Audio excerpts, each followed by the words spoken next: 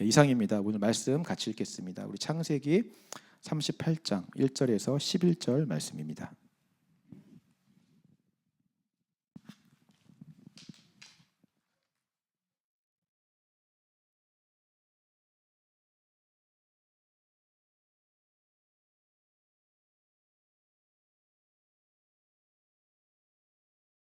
오늘부터 사순절, 나를 버리고 예수를 따라가는 그 주제로 말씀 시리즈가 시작이 됩니다. 오늘 첫 번째 말씀 창세기 38장 1절에서 11절입니다. 우리 한 절씩 같이 교독하도록 하겠습니다. 그 후에 유다가 자기 형제들로부터 떠나 내려가서 아둘람 사람 히라와 가까이 하니라.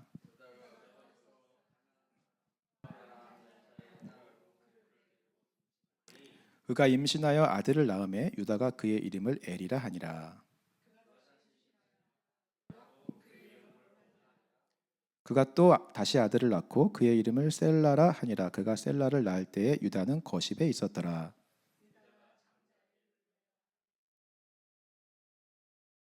유다의 장자 엘이 여호와가 보시기에 악함으로 여호와께서 그를 죽이신지라.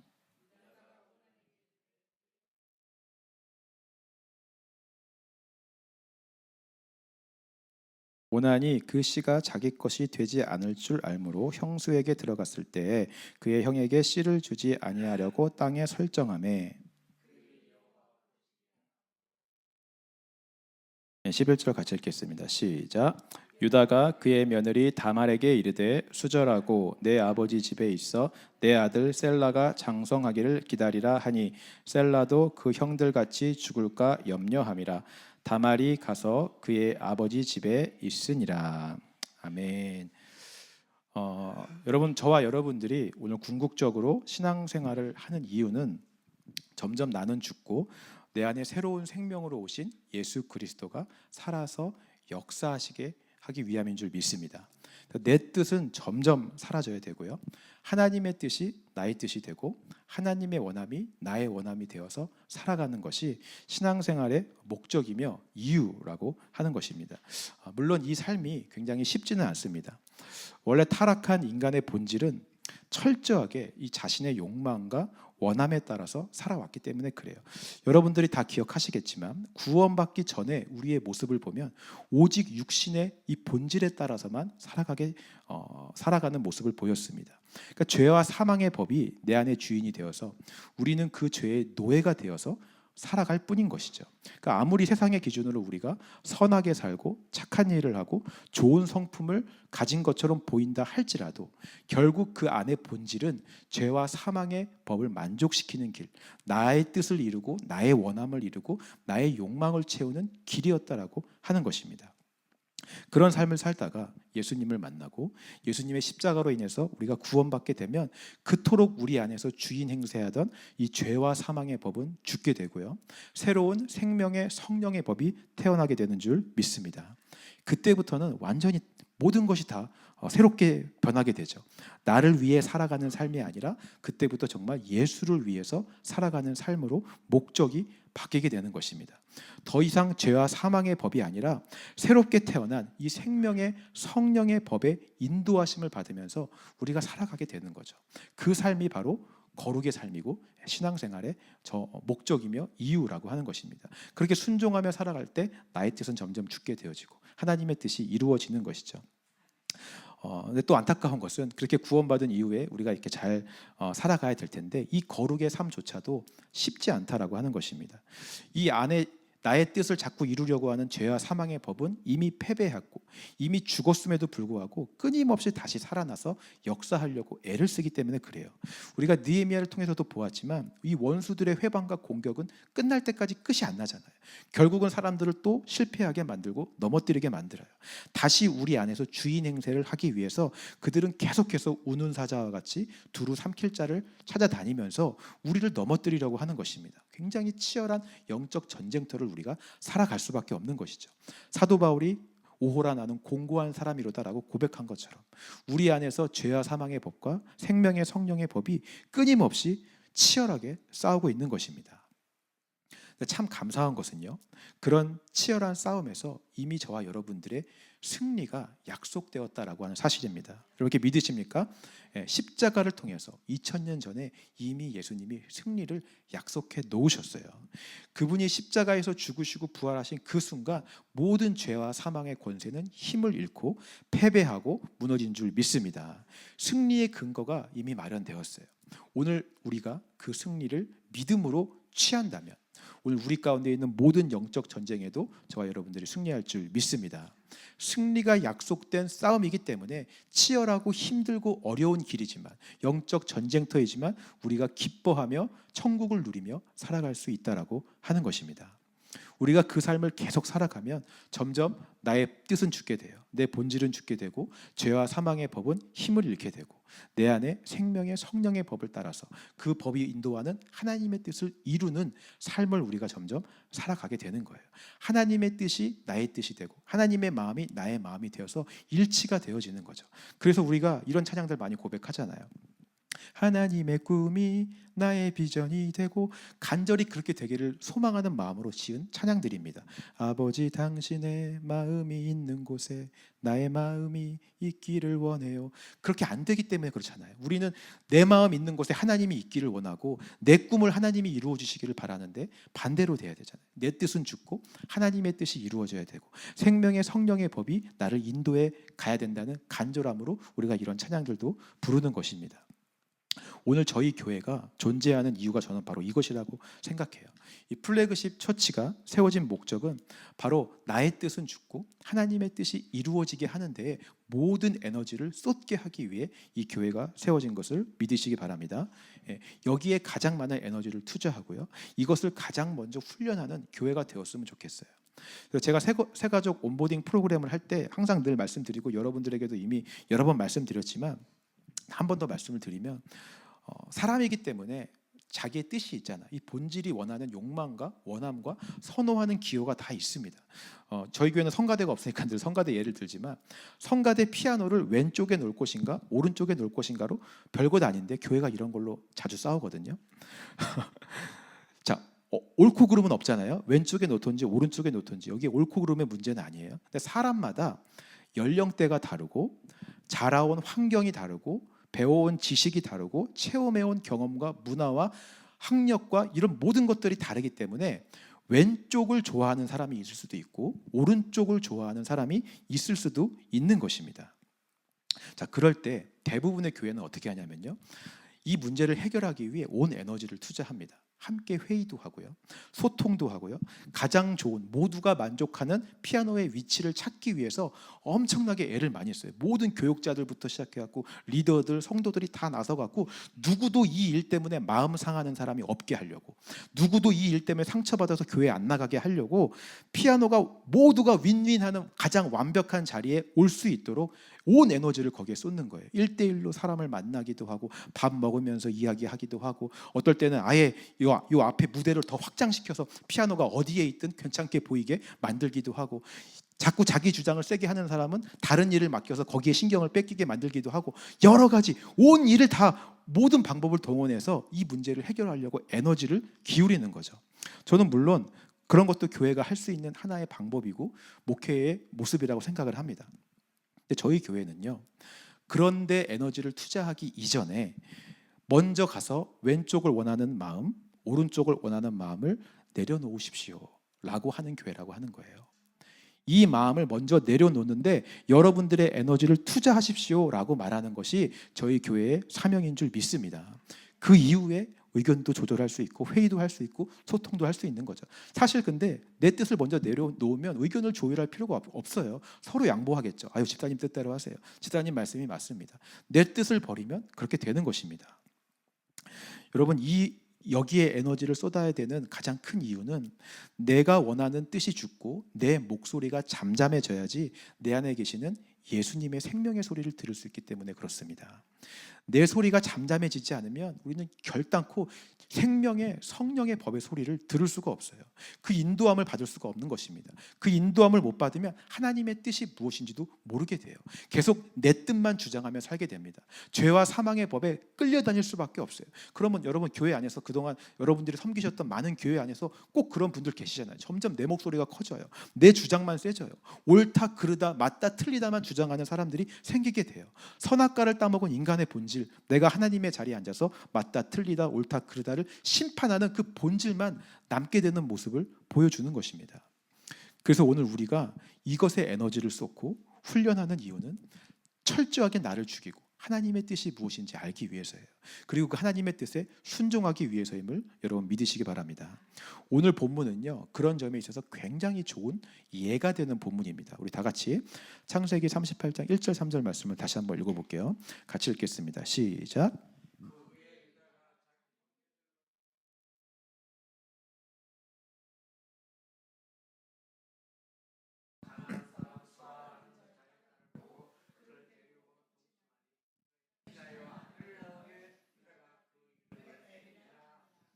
아멘.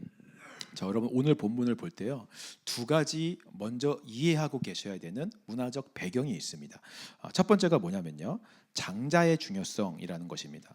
그 당시 문화권 안에서 대를 잇고 장자에게 자신의 모든 것을 상속하는 것은 그 어떤 것보다 중요한 일이었어요. 가문의 이름이 끊기지 않고 그 유산이 계속 이어지는 게 이 사람들의 가장 중요한 가치였다라고 하는 것입니다. 대가 끊긴다라는 것은 굉장히 수치스러운 일이고 자기의 이름이 존재 자체가 없어지는 것과 같은 그런 커다란 일이었다라고 하는 것이죠. 그래서 그 어떤 것보다도 아들을 낳아서 특별히 장자를 통해서 그 대가 계속 이어지도록 해왔던 것입니다. 그러기 위해서 있었던 하나의 문화가 뭐였냐면, 만약 대를 이을 장자가 죽게 되면 동생이 형 대신 형수에게 들어가 대를 잇게 하는 문화였었어요. 동생이 없다면 가장 가까운 친척 누구라도 그 대를 이을 수 있게, 그래서 가문의 이름이 끊어지지 않고 이어질 수 있게 하는 문화가 그 당시에 있었다라고 하는 것입니다. 오늘날로 따지면 이해되어지지 않죠. 말도 안 되는 것이고 도덕적으로나 윤리적으로나 우리가 상식적으로나 이해되어지지 않는 것이지만 그 당시에는 이게 가능했고요, 일반적이었다라고 하는 것입니다. 이게 당연한 문화였어요. 이게 첫 번째고요. 두 번째 이해할 배경은 그 당시 이방인들의 종교 풍습입니다. 이 당시 이방인들은 자기들이 섬기는 우상들을 위한 신전을 다 마련해 놓았어요. 그리고 그 신전에는 여자 사제들이 있었습니다. 자, 이 여자 사제들은 어떤 일들을 했냐면 예배를 드리러 온 남자 신도들과 성적인 관계를 맺는 일을 했어요. 그들에겐 그것이 예배였습니다. 그 성적인 행위를 통해서 자기가 믿는 우상신에게 풍요와 어떤 생상과 축복의 그런 복을 비는 어떤 예배의 모습, 행위가 바로 그런 행위였다라고 하는 것이죠. 근데 이게 또 그 당시 이방 문화권 안에서 또 일반적인 문화였어요. 모든 사람들이 이런 일들을 당연하게 여기고 마땅히 할 수 있는 것이다라고 생각하는 문화였다라고 하는 것입니다. 특별히 축제 기간에 양털 깎는 이런 축제의 기간이 되면 너나 할 것 없이 다 이것들을 행하기 위해서 다 나오고 이것을 하고 예배드리고 우상에게 예배드리고 하는 일들이 너무나 자연스러운 시대였다라고 하는 것이죠. 이 두 가지 배경을 가지고 오늘 본문을 다시 한번 살펴보기를 원합니다. 1절 3절을 다시 보니까요, 유다가 아둘람 사람 히라와 가까이 하였고요, 가나안 사람을 아내로 맞았다라고 이야기하고 있습니다. 하나님의 백성인 유다가요, 하나님과 함께 있는 형제들을 떠나서 이방인들과 지금 함께 지내고 있습니다. 그리고 이방 여자를 아내로 삼았어요. 이미 유다는 하나님을 떠나 세상과 더 가까이 하는 삶을 살고 있다라는 것을 처음부터 하나님께서 보여주고 계십니다. 말씀하고 계시죠. 이미 유다는 자기 이 죄와 사망의 법의 본질의 뜻을 따라 행동하고 있는 상태라는 거예요. 나의 뜻을 위해서 내 욕구와 내 원함과 내 만족을 채우기 위한 삶을 지금 살아가고 있었다라는 것을 시작부터 이야기하고 있는 것입니다. 자, 그 유다가 이방 여인을 만나서 아들을 낳았어요. 큰아들의 이름은 엘이었습니다. 6절 10절 말씀도 계속해서 한번 읽어보겠습니다. 시작.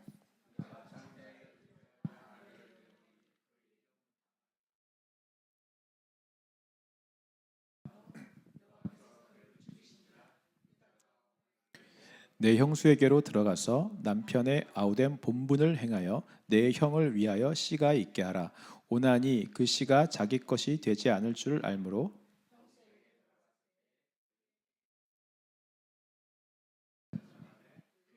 여호와 보시기에 악함으로 여호와께서 그도 죽이시니. 자, 유다의 큰아들 엘은 하나님 보시기에 악해서 죽게 되었다라고 나오고 있습니다. 그가 어떤 일을 했는지는 성경에 기록해 놓지 않았지만 선악을 판단하시는 기준이 되시는 하나님께서 악하다라고 말씀하셨고 그 일에 대한 심판으로 죽이셨어요. 장자가 죽게 되어 대를 이을 수 없게 된 유다는요, 아까 말씀드렸던 그 당시의 일반적인 문화와 관습에 따라서 둘째 아들인 오난에게 형의 아내인 다말에게 들어가서 대를 이어라, 너의 본분을 다 해라 라고 이야기를 합니다. 근데 오난은요, 그 씨가 자기가 되지 않을 것을 알므로 그의 형에게 씨를 주지 아니하려고 땅에다가 설정을 했다라고 이야기를 합니다. 자기 아들이면 자기 대를 이어서 자기의 유산을 물려받아야 되는데 자기 아들이 형의 유산을 물려받고 형의 것을 이어간다고 생각하니까 배가 아픈 거죠. 질투가 나고 자기에게 이득이 없다라고 생각이 된 오난은 대를 잇지 않겠다라는 선택을 하게 되는 것입니다. 그것이 또 하나님 보시기에 악하여 하나님 앞에서 오난도 죽게 되죠. 그러자 유다가 덜컥 겁이 나기 시작했습니다. 큰아들과 둘째 아들이 죽었어요. 자기 막내 아들까지 죽을까 봐 염려가 된 것입니다. 결국 유다는요, 11절 말씀 읽어보겠습니다. 11절 시작. 유다가 그의 며느리 다말에게 이르되 수절하고 내 아버지 집에 있어 내 아들 셀라가 장성하기를 기다리라 하니 셀라도 그 형들같이 죽을까 염려함이라. 다말이 가서 그의 아버지 집에 있으니라. 며느리 다말을 친정으로 보내서 막내가 장성할 때까지 기다리라라고 이야기를 합니다. 근데 이미 잊어버렸어요. 기다리라고 얘기하고 지금까지 나왔던 이 등장인물들의 모습을 살펴보시기 바랍니다. 다 자기 뜻대로 행동하고 있어요. 자기의 원함과 자기의 욕망, 이 안에 있는 죄와 사망의 법이 시키는 대로 내 만족을 채우라고, 내 뜻을 이루라고 행동하고 있습니다. 유다는 자기 욕망대로 이방인들과 친하게 지내고요, 이방 여인을 아내로 삼았어요. 큰아들 엘은 자기 뜻대로 행하다가 하나님 보시기에 악하여 죽었습니다. 오난도 자기 뜻대로 자기 이익을 위해서 형의 대를 이어야 되는 게 그 당시 문화였는데 그렇게 하지 않고 대를 잇지 않는 선택을 하다가 죽었습니다. 그러자 유다는 또 어떻게 합니까? 아들들이 다 죽자 다말에게 막내 아들도 보내기가 싫어서 다말을 친정으로 보내버리죠. 얼마든지 여기서 기다리게 할 수도 있었는데 다말을 친정으로 보내버리고 잊어버리게 돼요. 여기 나오는 모든 인물들 다 철저하게 죄와 사망의 법을 따라 자기 소견에 옳은 대로 행동하고 선택하고 판단하고 있습니다. 그게 옳다고 믿고 있기 때문에 그래요. 그리고 그 옳다고 선택하는 그 모든 행동의 결과는 대를 잇지 않는 것이었습니다. 자, 그렇다면 이것이 사람의 뜻이에요. 대가 이어지지 않는 것. 하나님의 뜻은 무엇일까요? 하나님께서 이 성경을, 이 본문을 창세기에 기록하심으로 말씀하시고자 하는 하나님의 뜻이 무엇이겠습니까, 여러분? 굉장히 중요한 하나님의 뜻이 여기에 있습니다. 하나님의 계획 속에서 이 유다라고 하는 사람은 굉장히 중요한 인물이에요. 그 사람이 잘나서 거룩해서 특별해서가 아닙니다. 그 사람의 어떠함과는 상관없이 하나님의 크신 구원의 계획에 의해서 유다가 사용되어져야 되기 때문에 굉장히 중요한 인물인 것입니다. 그 구원의 계획이 무엇일까요? 유다의 자손을 통해서 예수님이 나와야 되는 거예요. 그것이 하나님의 뜻이고 계획이었습니다. 그렇기 때문에 하나님의 크신 그 구원의 계획 속에서 유다는 절대로 대가 끊겨서는 안 되는, 반드시 대를 이어야만 되는 사람이었다라고 하는 것이죠. 지금 본문에서요, 사람의 뜻은 대가 이어지지 않는 것입니다. 하나님의 뜻은 대를 이어가는 거예요. 여러분, 맞습니까? 자, 그렇다면 하나님의 관점에서 본다면요, 유다, 엘, 오난 이런 사람들은요, 하나님의 크신 뜻을 이루어지지 않도록 회방하는 자들이에요. 방해하는 자들이죠. 아주 악한 인물들입니다. 하나님의 입장에서 본다면 대를 잇는 것보다 자신의 뜻을 이루는 것, 자신의 원함을 이루기 위해 행동하고 있기 때문에 그래요. 근데 그게 세상적으로 볼 때는 옳은 선택 같아요. 상식적으로도 이렇게 했을 것 같아요. 나의 이익을 위해서 내 걸 먼저 챙겨야지, 내 아들의 안전을 위해서 당연히 그렇게 해야지, 이렇게 하는 게 세상적으로는 옳고 맞고 상식적이고 합리적이고 이성적인 선택이라 할지라도 하나님이 보시기에는 악한 것이다라고 하는 것입니다. 하나님의 뜻을 회방했기 때문에. 반대로요, 며느리 다말이 나오고 있습니다. 13절에서 17절 말씀 한번 읽어보겠습니다. 13절 17절 시작.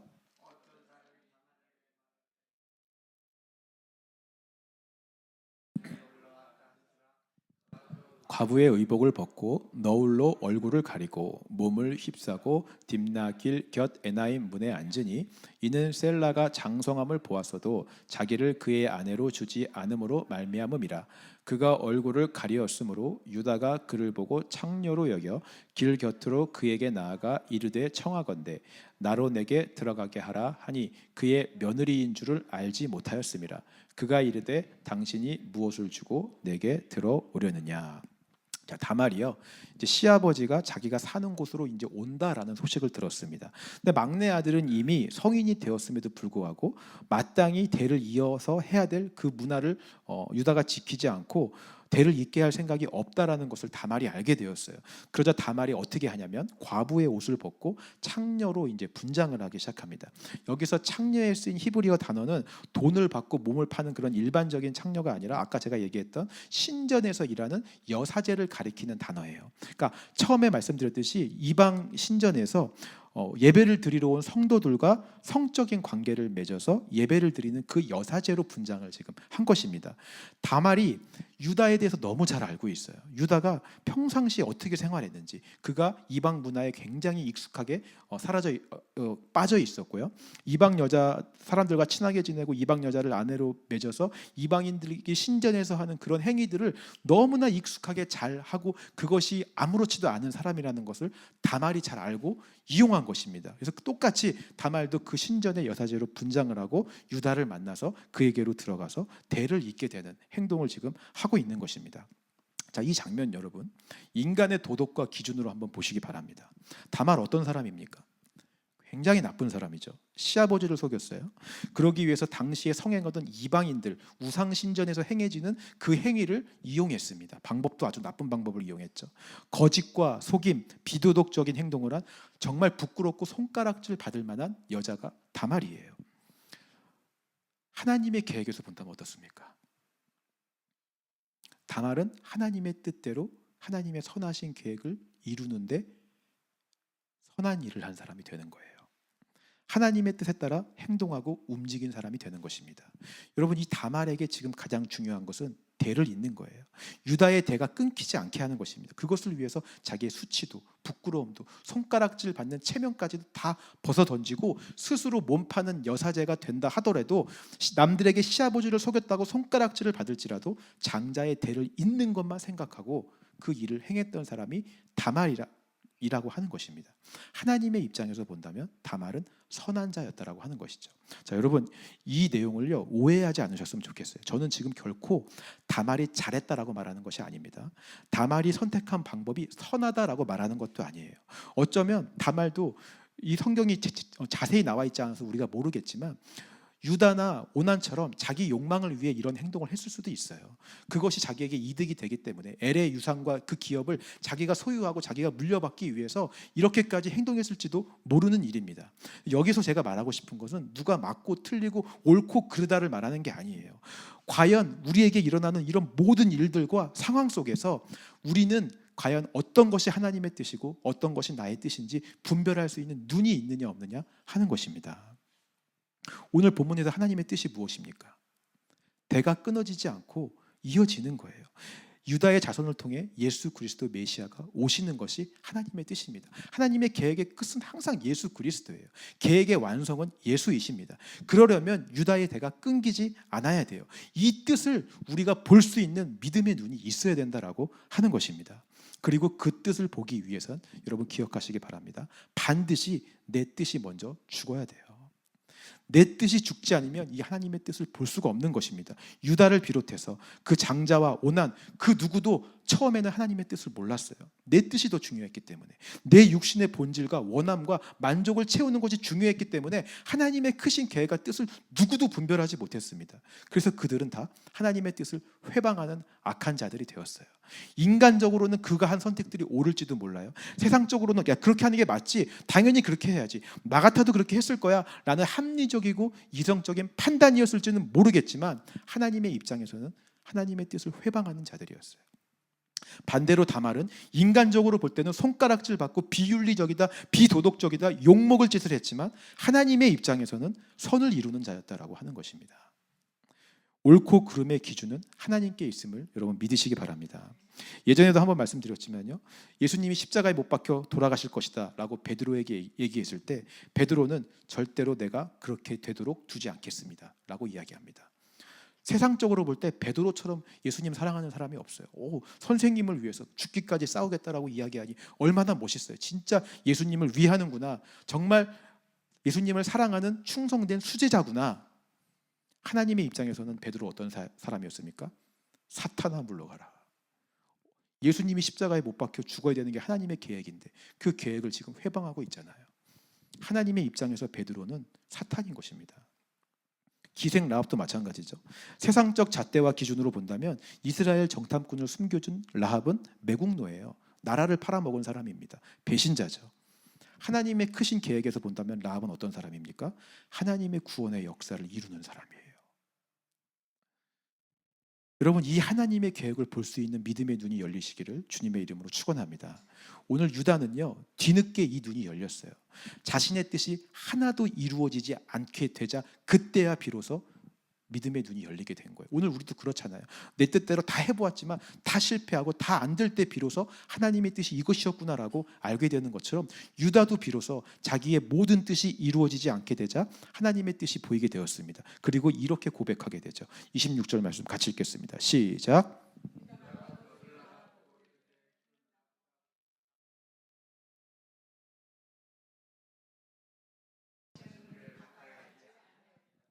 나보다 옳도다. 여러분, 이것이 무엇이 옳았다고 말하는 것일까요?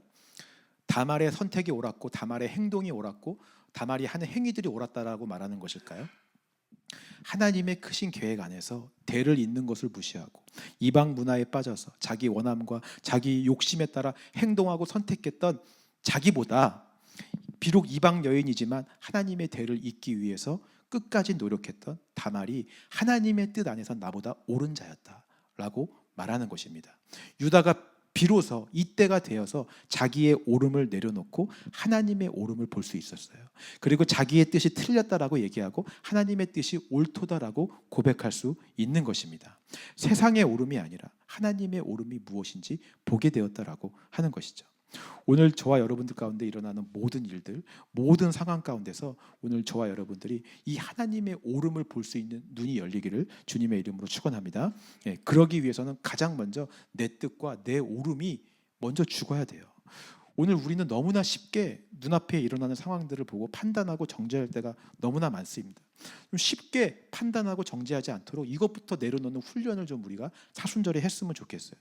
저 사람은 왜 이런 행동을 하지? 왜 교회는 왜 이렇게 하지? 나라는 왜 이 모양이지? 오늘 우리의 상황을 보면 우리의 눈으로 판단하고 정죄할 것들이 너무나 많아요. 선악과를 따먹은 우리는 하나님의 자리에 앉아서 이미 우리가 경험해온 지식과 문화와 배경과 학력과 이런 모든 체험한 것들이 있기 때문에 이것들을 가지고 판단하고 싶어해요. 옳고 그름을 나누고 싶어하고 그 뜻대로 되지 않는 것들에 대한 해결책을 내가 내고 싶어하는 게 사람의 본질입니다. 근데 우리는 예수 믿는 사람들이잖아요. 그 너머의 것을 좀 봤으면 좋겠어요. 지금 일어나고 있는 모든 상황들을 넘어서 역사하고 계시는 하나님의 구원의 길과 그 뜻을 볼 수 있는 믿음의 눈이 저와 여러분들에게 있기를 소망합니다. 하나님은 어떤 상황, 어떤 문제, 어떤 역사, 심지어 오늘 저와 여러분들이 다 죄와 사망의 법을 따라 행동한다 할지라도 상관없이 하나님의 뜻과 계획을 이루실 줄 믿습니다. 우리와 상관없이 그 구원의 계획은 계속 진행돼요. 앞으로도 계속 그 길은 이루어질 것입니다. 근데 그 길에 어떤 사람은 끝까지 자기의 옳음을 주장하며 끝까지 하나님을 회방하는 자가 될 것이고 어떤 자는 자기의 옳음을 내려놓으며 하나님의 그 구원의 계획에 동참하는 자가 될 수 있다라고 하는 것입니다. 여러분은 후자가 되기를 주님의 이름으로 축원합니다. 성숙할수록 훈련할수록 내 뜻을 내려놓을수록 우리는 하나님의 뜻에 동참되어질 것입니다.